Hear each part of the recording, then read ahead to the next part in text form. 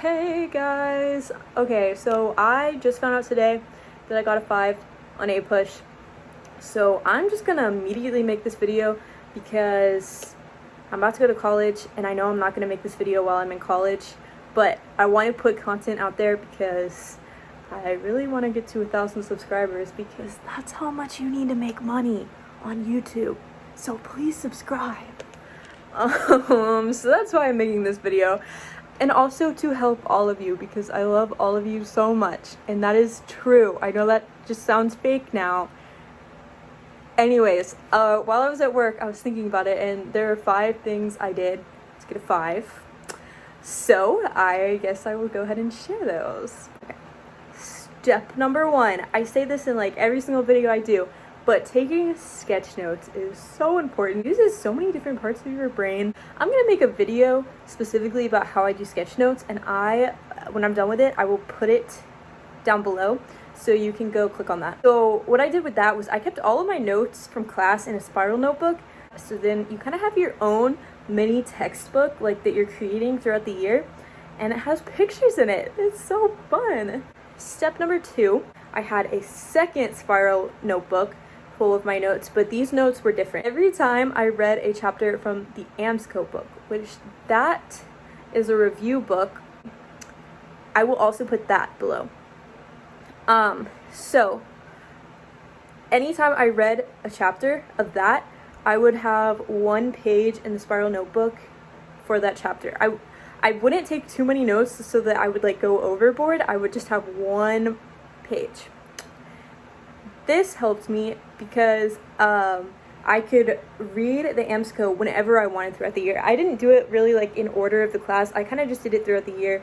I could have done this in like the last month before the class, but at the very, very end, right, like the week before the test, I had this awesome book with like a summary, like a page summary for each chapter of that review book, and it was fantastic. I wish I had done that for AP World because it would have made my life a bajillion times easier. Third thing I did is something that my teacher helped us do sort of, but I kind of made my own way to make this more helpful for me specifically.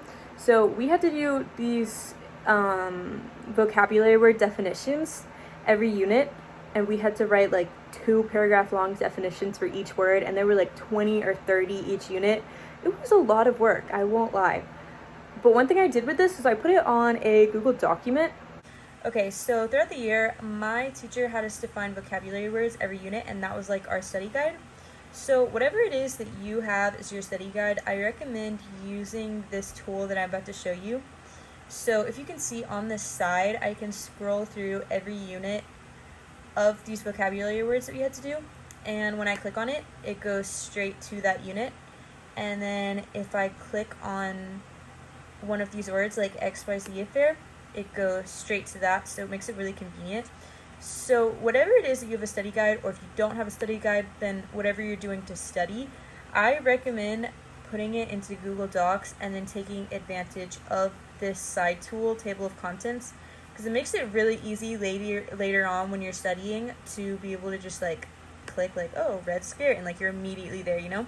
And this thing is 79 pages, so it's very nice to have that. How you do this is I'm going to show you how to make my name a heading. So if you go over it and then click format and then paragraph style and then click title and then apply title, now it's title. So if I go away from it, I can click on my name and go straight there. So I made the units a title, and then I made all of these subtitles. The 4th thing I did was I analyzed my essays throughout the year. I created this whole technique I had for learning how to write essays for AP exams, and I made a video about it, and I will put that video below. Regardless of whether your teacher is giving you feedback or your teacher is not giving you any feedback, I have a video for it. And this process, once I learned it, it was magic. It helped so much. And I attribute all of my success to this process. Step 5 is I used something kind of similar to Cornell notes. I actually hate Cornell notes, but you might have heard of it. It's where you draw kind of like an L on your page when you're taking notes, and off to the side of your notes you have to write like 10 questions for each page, and then at the bottom you write a summary. I sort of did that, but I didn't make it that organized where there was like an L and then exactly 10 questions.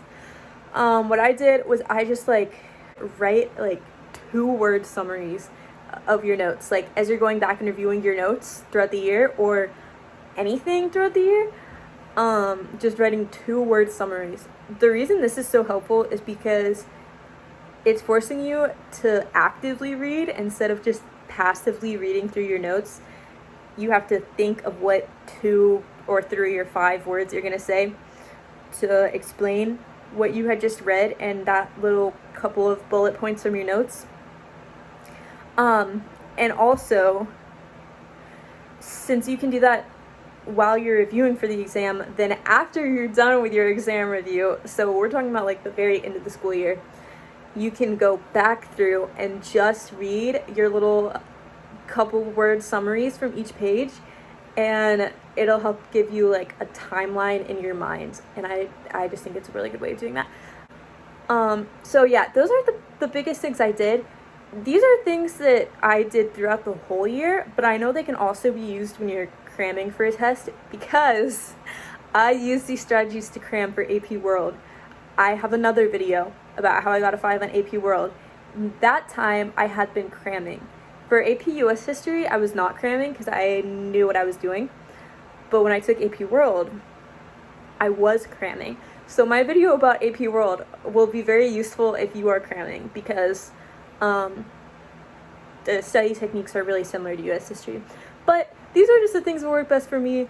I am attention deficit, so it's really hard for me to study like how normal people would study.